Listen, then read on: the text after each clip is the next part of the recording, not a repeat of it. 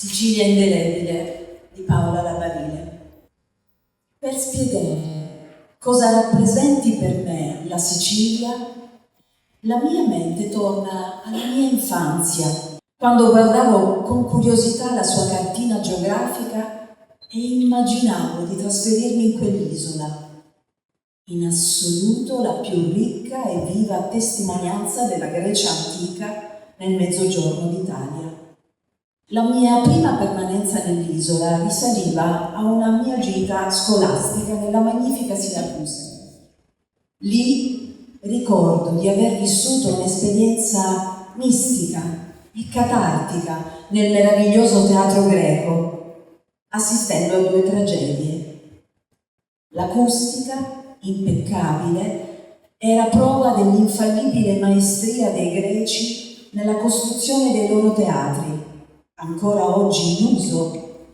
Nel 2015, in occasione del Taormina Opera Stars, avveniva il mio primo e significativo incontro con la più intrinseca e profonda essenza siciliana.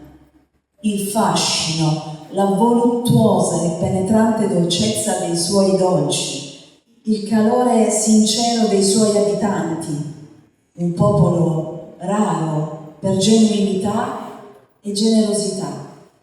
Presto mi sarei resa conto che quella vacanza in compagnia di mio padre avrebbe significato un'importante sfida vinta con me stessa.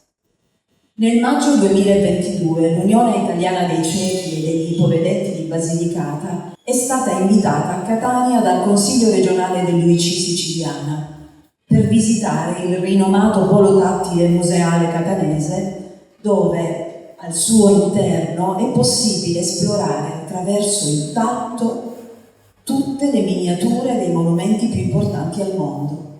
In tarda mattinata sono salita a bordo del mio volo che mi avrebbe riportata a casa.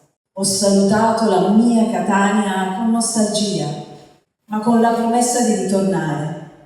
Come già in passato, la Sicilia si è impressa indelebile nel mio cuore, bellissima, come una dolce carezza di sole, bontà e calore umano.